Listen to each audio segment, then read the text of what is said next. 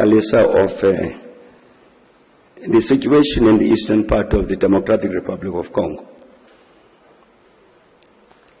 That conflict. I'll repeat myself what I've said publicly. That the Congo, like all of us, we inherited colonial boundaries. And when the colonialists drew up the boundaries of the Democratic Republic of Congo, they included in the eastern parts of the Congo populations that were Rwanda speaking. These are Congolese in terms of those colonial borders.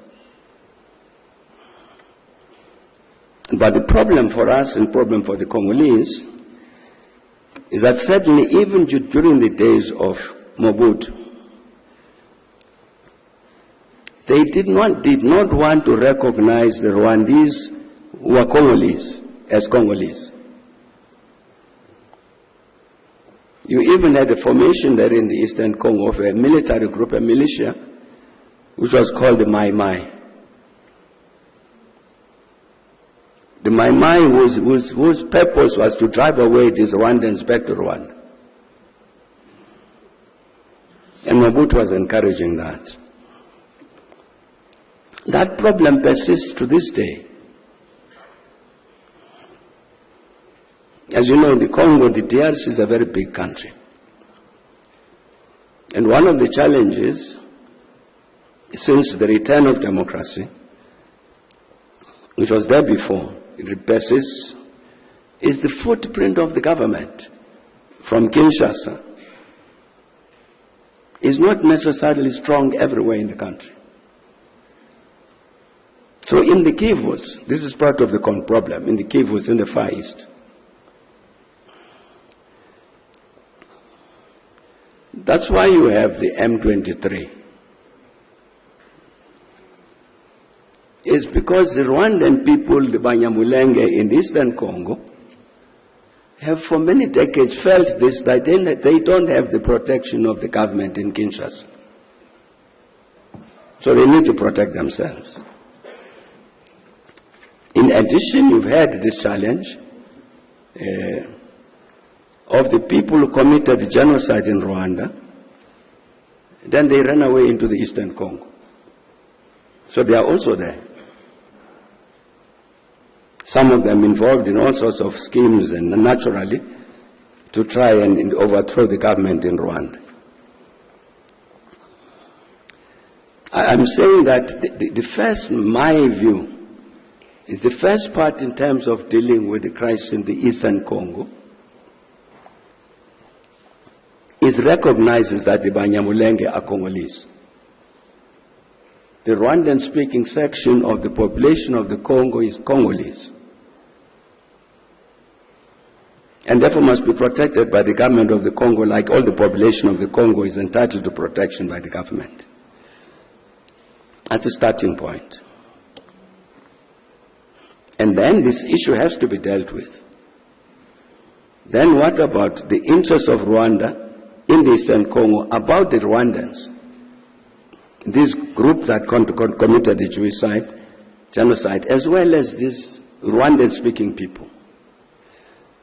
How do you regulate that relationship? But I'm saying the principal responsibility falls on the government of the Congo to protect the Rwandan-speaking population of the eastern Congo, of the Kivus.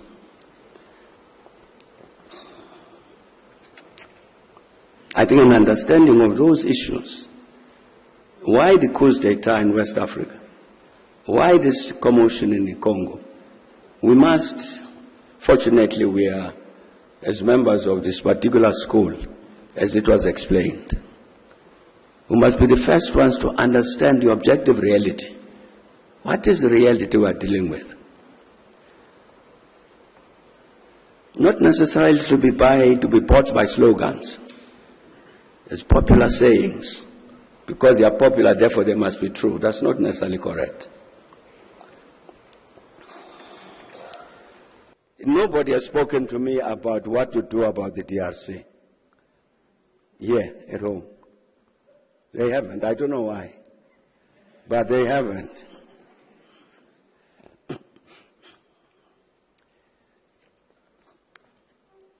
Next month, Rwanda will be marking the 30th anniversary of the genocide.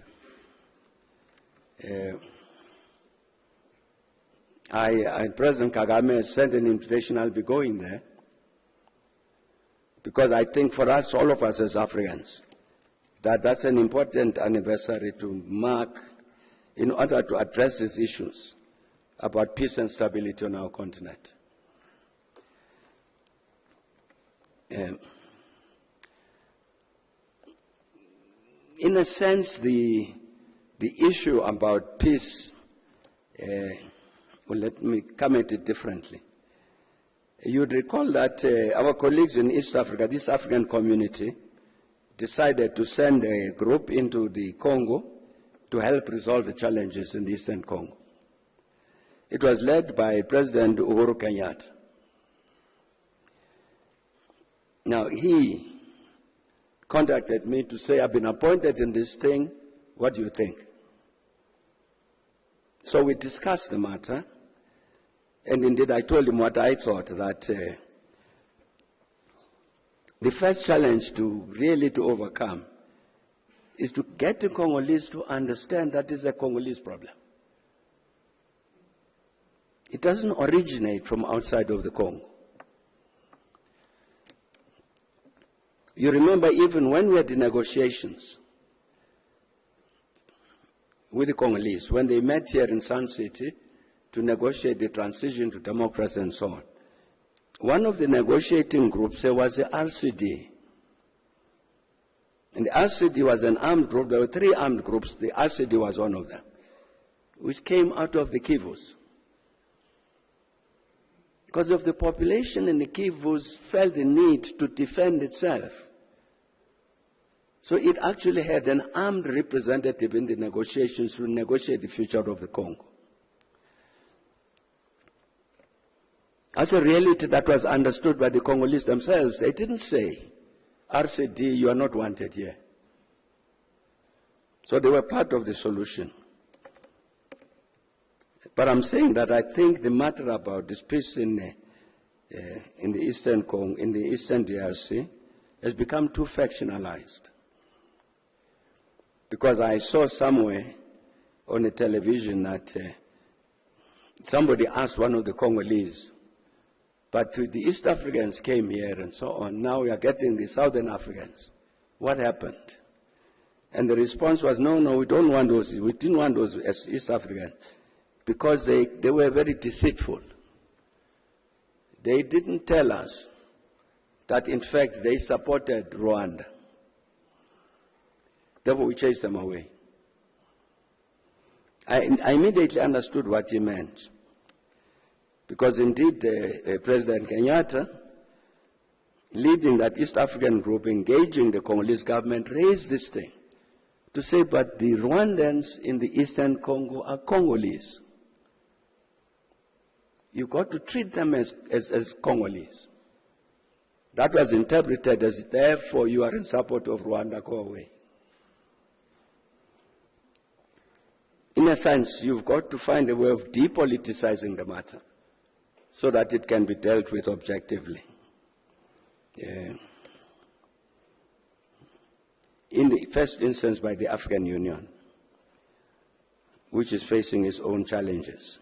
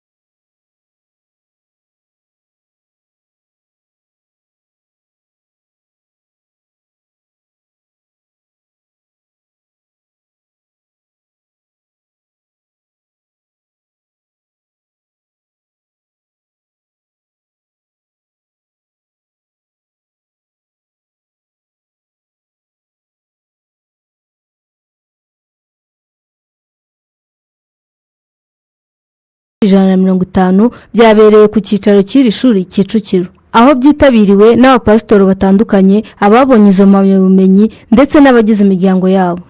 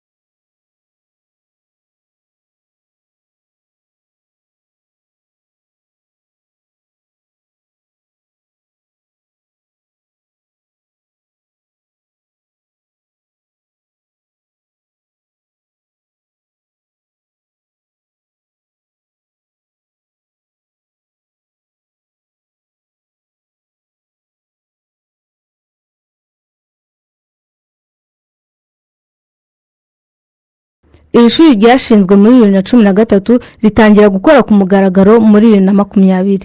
Rikaba rifite amashami mu bijyanye n'iyobokamana ariyo Bachelor in Theology ndetse n'amasomo y'igihe gito mu iyobokamana ariyo Postgraduate in Theology. Bakaba bakira abanyeshuri bo mu Rwanda ndetse n'abo mu mahanga. Honorine Ntirushwa, i Kigali.